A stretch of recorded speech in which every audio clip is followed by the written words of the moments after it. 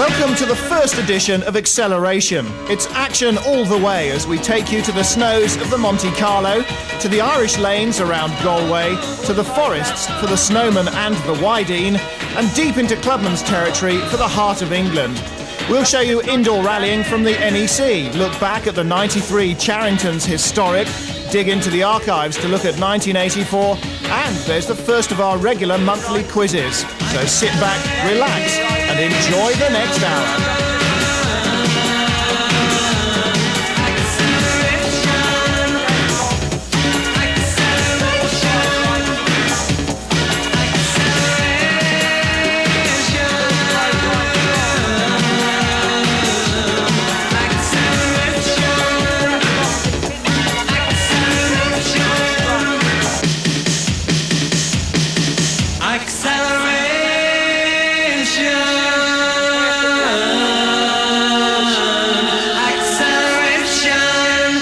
From the Midlands then to Scotland for the opening round of the Burma Scottish Rally Championship, the Snowman. John Fife is our guide.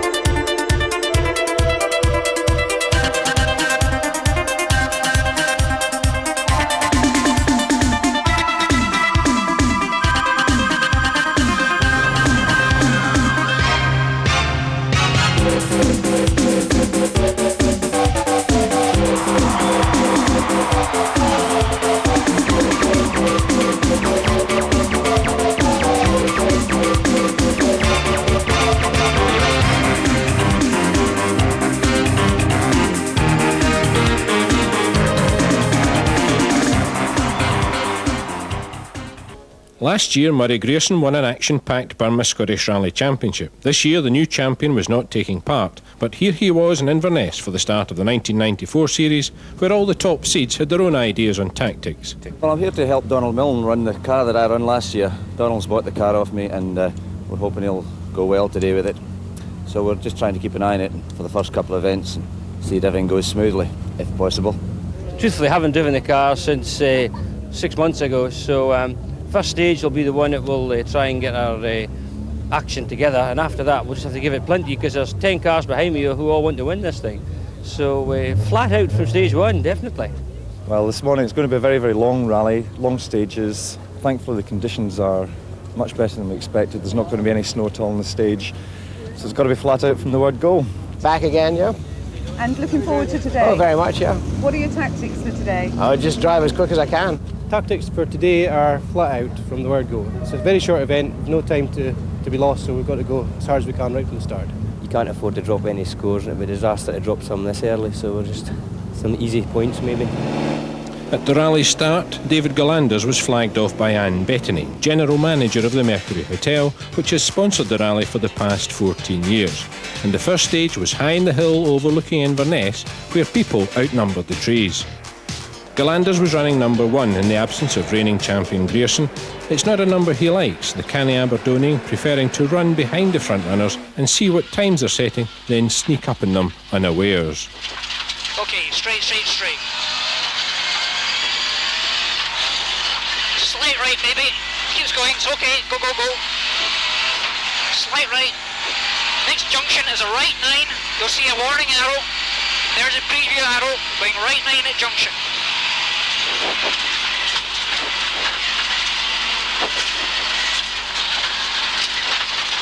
Okay, straight out.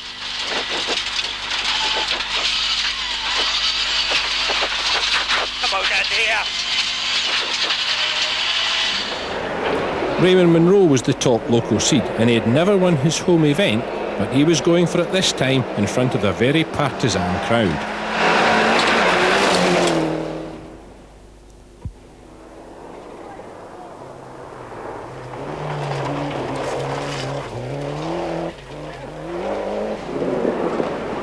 It was Donald Milne's first outing for 3 years, but at least he was back in a familiar car. This was the very machine he sold to Murray Grierson, who won the title last year, and then promptly bought it back for this season. Dom Buckley's second run since his crash in last year's Granite City. His first was in the Galloway Hills last December, and he won there, so things were looking good for this one. For John Gray, it was exactly 2 years ago that he won the Snowman Rally, but since then had won nothing, so he was hoping to end a long, barren spell. Equally, George Galt had a point to prove. He won the Snowman Rally 3 years ago, and like Gray, had won nothing since.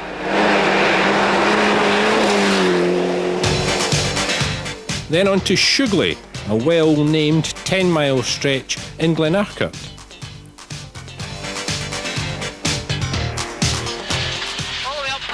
Up here at advanced arrow, it's all open. Oh, still, you can't stop.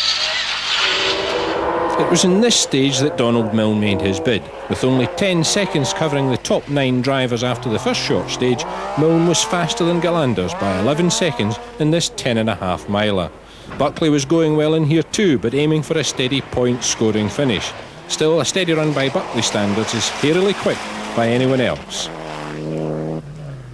As for Neil Duggan, a couple of strong finishes at the tail end of last year marked him out as a front-runner this season, and surely it's only a matter of time before he wins his first event outright.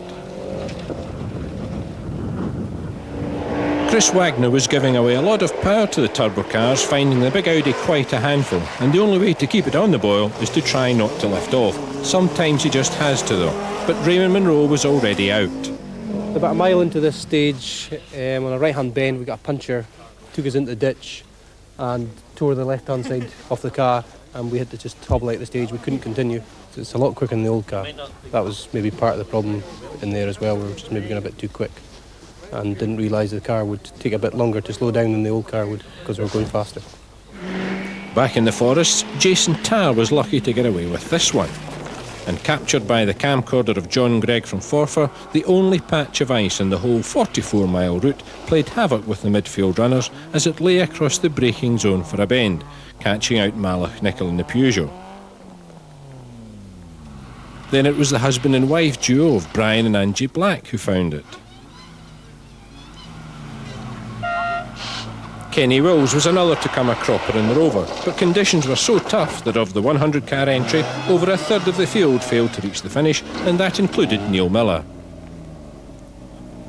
Basically, I got a puncture in the near side rear wheel. I tried to get out of the stage. The spring collapsed, dropped the wheel, smashed my rear brake caliper to bits. I've now got a wheel left that size. That's the rally finish for me. Stage 3, Inchclare, the longest stage of the rally, and 18 miles of sheer torture. Now that he had a handy lead over the pursuit, Donald Milne thought he would confuse them further by destroying the direction arrows. That's one way to win a rally, but is it sporting?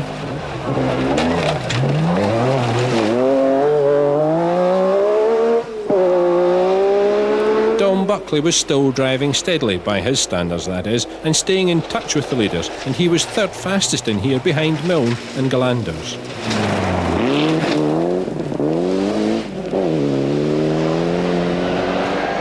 Duggan was trying hard as usual, but the hazard lights weren't on for any particular reason. Perhaps the spectators were thinking that his driving was hazardous to their health.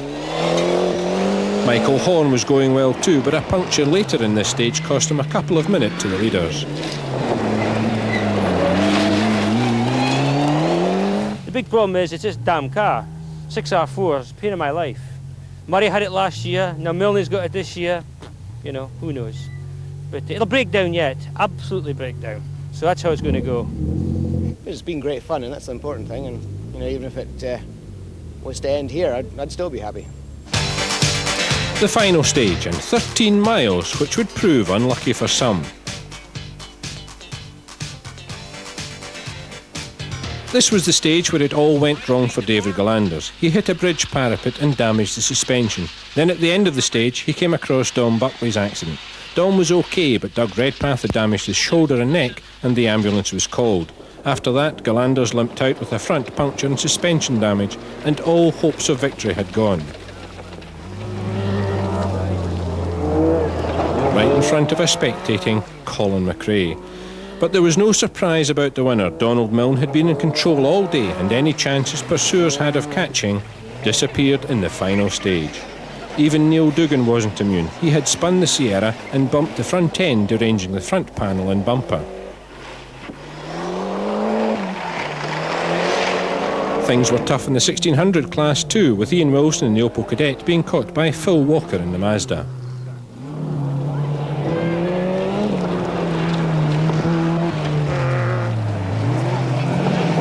And John Byrne, who beat Wilson for the class, managing to spin his Peugeot in front of the large and appreciative crowd.